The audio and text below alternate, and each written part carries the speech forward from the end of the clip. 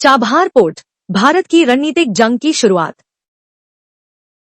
Oman की खाड़ी की लहरें आज कुछ ज्यादा ही शोर मचा रही थी, जैसे किसी आने वाले तूफान की चेतावनी दे रही हों। अचानक चाबहार पोर्ट की शांति को चीरते हुए भयानक धमाकों की गूंज उठी, जिसने पूरे इलाके को हिलाकर रख दिया। दूर क्षितिज पर आग की लपटें आसमान को छू रही थी, जो किसी बड़ी तबाही का संकेत दे रही थी। यह हमला सिर्फ बुनियादी ढांचे पर नहीं, बल्कि भारत के उस सपने पर था जिसे सालों की मेहनत से सींचा गया था। दिल्ली के एक अतिगुप्त कंट्रोल रूम में आर्यन अपनी स्क्रीन पर जलती लाल बत्तियों को देख रहा था। आर्यन जानता था कि यहाँ दांव पर सिर्फ पैसा नहीं, बल्कि भारत की पूरी मध्य एशियाई रणनीति दांव पर लगी है। बिना समय गंवाए उच्च कमान ने आर्यन को तुरंत ईरान रवाना करने का आदेश दिया ताकि स्थिति का आकलन किया जा सके। जब आर्यन चाबहार पहुंचा, तो वहां का मंजर खौफनाक था। चारों तरफ सिर्फ मलबा और धुआं फैला हुआ था। विशाल क्रेनें ताश के पत्तों की तरह गिर चुकी थी और शिपिंग कंटेनर्स लोहे के ढेर में तब्दील हो गए थे। वहीं उसकी मुलाकात मिस्टर कासिम से हुई, जो पोर्ट के संचालन की देखरेख करने वाले अनुभवी अधिकारी थे। कासिम की आंखों में गहरा डर और बेबसी थी, जैसे वह किसी ऐसी शक्ति से लड़ रहे हों जिसे देखा नहीं जा सकता। कासिम ने धीमी आवाज में बताया कि ये हमले अचानक नहीं हुए, बल्कि किसी ने अंदरूनी जानकारी का इस्तेमाल किया है। आर्यन को एहसास हुआ कि यह केवल एक बाहरी हमला नहीं, बल्कि एक सोची समझी आंतरिक साजिश है। दोनों ने मिलकर मलबे के बीच से सबूत जुटाना शुरू किया, जहां आर्यन की नजर एक टूटे हुए ट्रांसमीटर पर पड़ी। उस ट्रांसमीटर से एक ऐसा सिग्नल मिला जो सीधे जनरल जोरावर के गुप्त सैन्य ठिकाने की ओर इशारा कर रहा था। हजारों मील दूर जनरल जोरावर अपने अंधेरे कमरे में बैठकर इस तबाही का जश्न मना रहा था।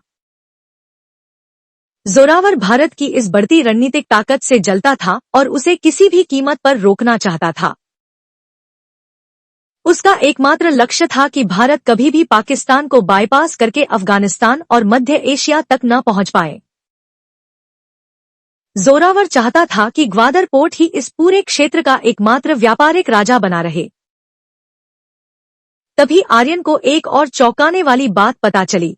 हमलावरों ने पोर्ट के मुख्य कंट्रोल सिस्टम में सेंध लगाई थी। सिस्टम के भीतर एक घातक स्लीपर वायरस डाल दिया गया था, जो चुपके से डेटा को नष्ट कर रहा था। यह वायरस धीरे धीरे पूरे शिपिंग डेटा और लॉजिस्टिक्स रिकॉर्ड को डिलीट कर रहा था। अगर यह डेटा पूरी तरह मिट गया, तो भारत का 1000 करोड़ रुपए का निवेश और सालों का रिकॉर्ड शून्य हो जाएगा। आर्यन ने तुरंत भारत में बैठी अपनी सबसे भरोसेमंद डेटा एनालिस्ट सारा से संपर्क किया। सारा ने जैसे ही सिस्टम का विश्लेषण किया, उसके चेहरे पर चिंता की लकीरें उभर आईं। अब एक अदृश्य दौड़ शुरू हो चुकी थी। एक तरफ समय बीत रहा था और दूसरी तरफ वायरस सिस्टम को निगल रहा था। सारा डिजिटल दुनिया में एक जटिल युद्ध लड़ रही थी। कोड की दीवारों के पीछे वायरस को रोकने की कोशिश कर रही थी। वहीं जमीन पर आर्यन और कासिम उन जासूसों की तलाश में थे जिन्होंने सुरक्षा में सेंध लगाई थी। आर्यन को संदेह था कि हमलावर अभी भी पोर्ट के भीतर ही छिपे हुए हैं, सही मौके का इंतजार कर रहे हैं।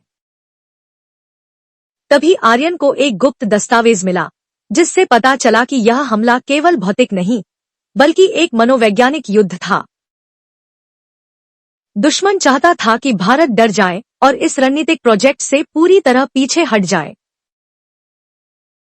आर्यन ने हार मानने के बजाय कासिम के साथ मिलकर एक बेहद साहसी और जोखिम भरी योजना बनाई।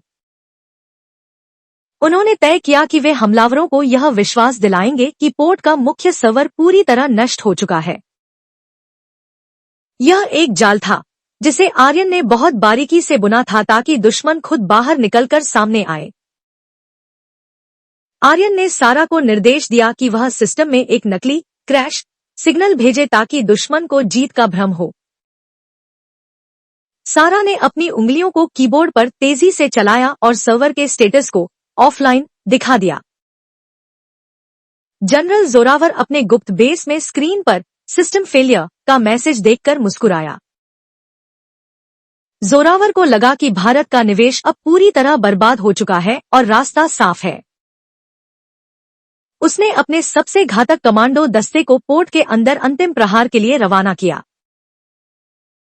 कासिम ने आर्यन को चेतावनी दी कि दुश्मन की टुकड़ी अब बंदरगाह की बाहरी दीवार को पार कर चुकी है। आर्यन ने अपनी टीम को अंधेरे में छिपकर दुश्मन के आने का इंतजार करने का आदेश दिया। दुश्मन के सैनिक धीरे धीरे मुख्य सर्वर रूम की ओर बढ़ रहे थे। उन्हें लगा कि वहां कोई नहीं है। जैसे ही जोरावर का मुख्य एजेंट सर्वर रूम का दरवाजा खोला, आर्यन ने अचानक हमला कर दिया। एक भीषण लड़ाई शुरू हो गई, जहां आर्यन ने अपनी मार्शल आर्ट स्किल्स से दुश्मनों को पछाड़ दिया। कासिम ने ईरानी सुरक्षा बलों को इशारा किया, जिन्होंने तुरंत पूरे परिसर को घेर लिया। घुसपैठियों को एहसास हुआ कि वे एक सोचे समझे जाल में फंस चुके हैं। आर्यन ने दुश्मन के कमांडर को दबोच लिया और उससे जोरावर के असली इरादों को उगलवाया। दूसरी ओर सारा डिजिटल दुनिया में वायरस के अंतिम कोड को ट्रैक कर रही थी। वायरस ने आखिरी कोशिश की और सिस्टम के कोर डेटा को डिलीट करने का प्रयास किया। सारा ने एक शक्तिशाली एंटीवायरस शील्ड सक्रिय की, जिससे वायरस पूरी तरह ब्लॉक हो गया। जैसे ही सारा ने डेटा रिकवर किया, पोर्ट के सभी सिस्टम फिर से जीवित हो उठे। आर्यन ने राहत की सांस ली जब उसे सारा का कंफर्मेशन मैसेज मिला।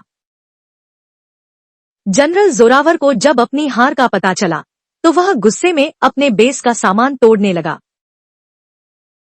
जोरावर समझ गया कि भारत को इस रणनीतिक मोड़ से हटाना नामुमकिन है। अगली सुबह चाबहार पोर्ट पर फिर से चहल पहल शुरू हो गई और जहाज आने लगे। कासिम ने आर्यन का हाथ थामकर उसे धन्यवाद दिया, क्योंकि भारत ने उनके पोर्ट को बचाया था। लेकिन आर्यन जानता था कि यह जीत केवल एक छोटी सी राहत है, असली जंग अभी बाकी है। उसने महसूस किया कि चाबहार अब दुनिया के शक्तिशाली देशों के बीच एक शतरंज की बिसात बन गया है। आर्यन ने अपनी रिपोर्ट में लिखा कि भौतिक सुरक्षा से ज्यादा अब डिजिटल सुरक्षा की जरूरत है। सारा ने उसे कॉल किया और बताया कि उसे कुछ नए संदिग्ध सिग्नल्स मिले हैं, जो चीन की ओर इशारा कर रहे हैं। आर्यन को समझ आया कि जोरावर तो बस एक मोहरा था, असली खिलाड़ी पर्दे के पीछे थे। भारत सरकार ने चाबहार पोर्ट की सुरक्षा के लिए एक स्थायी इंटेलिजेंस यूनिट तैनात करने का फैसला किया। आर्यन को इस नई यूनिट का प्रमुख बनाया गया ताकि वह भविष्य के खतरों को पहले ही भांप सके।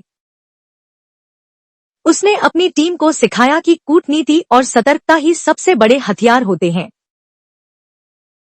चाबहार अब केवल एक व्यापारिक केंद्र नहीं, बल्कि भारत की अडिग इच्छाशक्ति का प्रतीक बन चुका था। आर्यन ने समुद्र की लहरों को देखते हुए सोचा कि राष्ट्रों के बीच युद्ध केवल हथियारों से नहीं जीते जाते।